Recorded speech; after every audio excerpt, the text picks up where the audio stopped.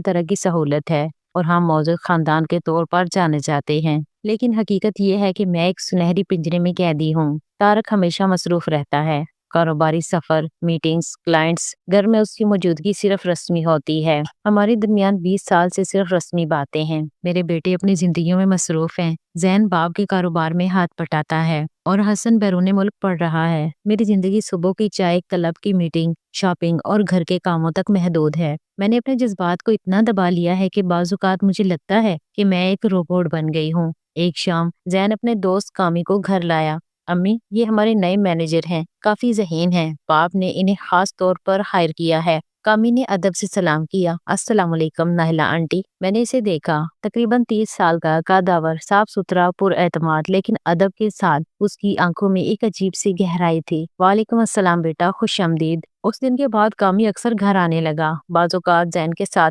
कारोबारी मामलात पर बात करने, बाज़ौक़ात सिर्फ चाय पीने। मैंने महसूस किया कि वो सिर्फ जैन से नहीं, मुझसे भी बात करने का मौका ढूंढता है। एक दिन जब जहन बाहर गया हुआ था, कामी ने मेरे साथ बैठकर कहा, नाइला आंटी, आपका घर और घर का इंतजाम देखकर हैरान रह जाता हूँ। हर चीज अपनी जगह पर, हर काम वक्त पर। मैं मुस्कुरा दी। ये तो हमारा काम है बेटा। नहीं, ये सिर्फ काम नहीं है, उसने संजीदगी से कहा। ये काट है और आप इसकी माहिर हैं। उसकी बातों में एक ऐसी मुखलसी थी जो मैंने बरसों में किसी में नहीं देखी थी। 6 माह गुजर गए। कामी हमारे घर का तकरीबन बाकायदा फर्द बन चुका था। तारक भी उसे पसंद करता था क्योंकि वो कारोबार में बहुत ज़हीन था। मेरे लिए वो एक संजीदा, समझदार नौजवान था जिससे बात करके अच्छा लगता था। फिर एक दिन तारक ने अचानक कामी को नौकरी से बर्खास्त कर दिया। वजह ये बताई कि उसने एक बड़े क्लाइंट के साथ गलत रवैया इख्तियार किया। कामी अगले दिन मेरे पास आया। उसका चेहरा गुस्से से सुर्ख था। नाइला आंटी, क्या आप जानते हैं मैंने वो क्लाइंट कैसे संभाला? आपके शोहर ने खुद मुझे हदायत दी थी कि सख्त रवैया इख्तियार करूं। अब वो मुझे कुर्बान कर रहे हैं। मैं हैरान रह गई। ये कामी, तुम जवान हो, तुम्हें दूसरी नौकरी मिल जाएगी।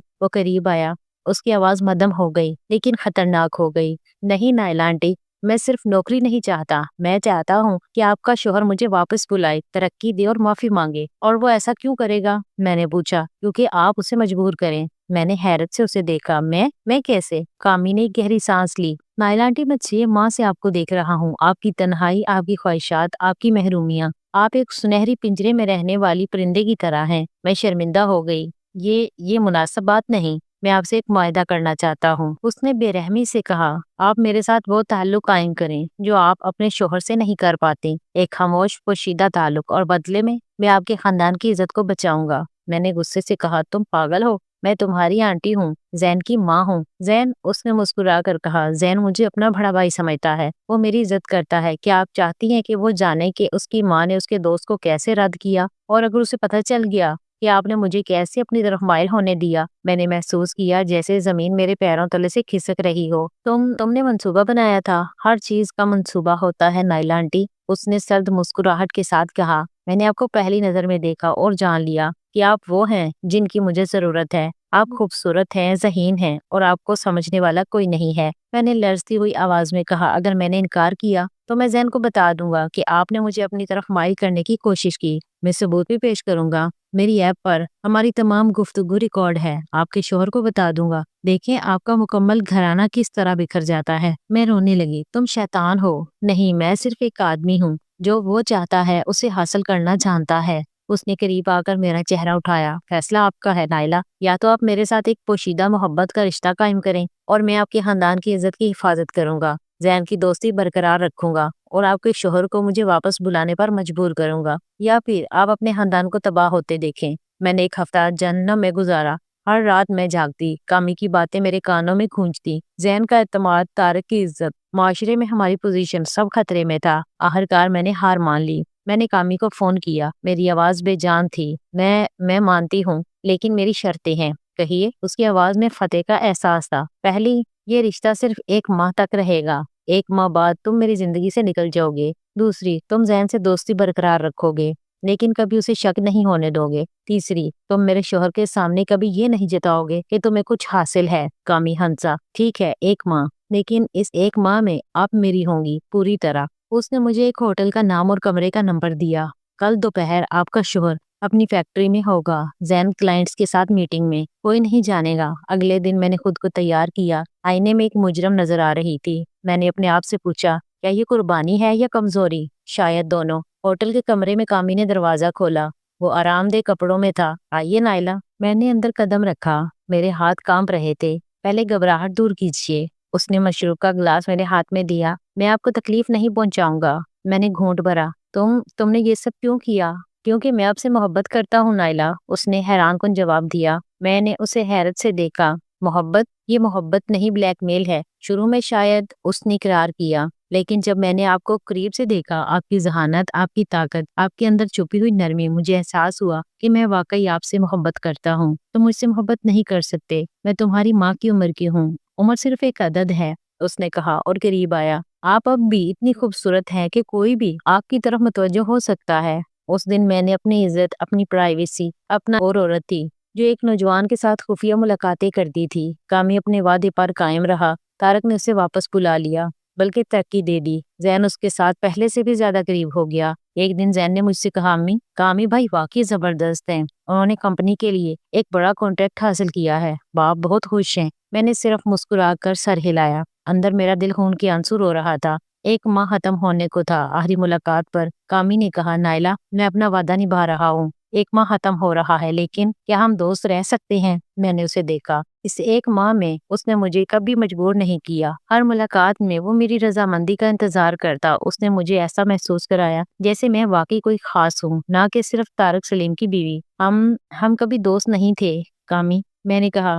ہم تو شروع سے ہی مجرم تھے، تو چلو مجرم ہی رہیں۔ اس نے میرا ہاتھ تھاما۔ میں آپ کو چھوڑ نہیں سکتا نائلہ، تمہیں چھوڑنا ہوگا، میں نے کہا، لیکن میری آواز میں وہ مضبوطی نہیں تھی جو ہونی چاہیے تھی۔ ایک ماہ ختم ہو گیا، لیکن کامی نہیں گیا۔ وہ خاموشی سے میری زندگی میں رہا، کبھی ایک نظر، کبھی ایک مسکراہٹ، کبھی ایک چھوٹا سا نوٹ، اور میں روکنے کی کوشش کرتی، لیکن نہیں روک پاتی۔ 6 ماہ گزر گئے۔ ہمارا تعلق اب بھی جاری تھا، لیکن اب وہ مجبوری نہیں رہی تھی۔ عجیب بات یہ تھی کہ میں خود بھی اس تعلق کا انتظار کرنے لگی تھی۔ کامی میرے لیے وہ توجہ، وہ محبت لے کر آیا تھا جو میں نے برسوں سے محسوس کی تھی، لیکن پھر خطے کے اشارے ملنے لگے۔ زین نے ایک دن پوچھا، امی، آپ اور کامی بھائی اکثر الگ بات چیت کرتے رہتے ہو؟ میں نے گھبرا کر کہا، نہیں بیٹا، صرف عام باتیں۔ عجیب بات ہے، زین نے کہا، کل میں نے دیکھا جب آپ اسے چائے دے رہی تھی تو اس نے آپ کا ہاتھ چھوا اور آپ نے فوراً ہٹا لیا، جیسے آپ ڈر گئی ہوں۔ میرا دل دھڑک رہا تھا۔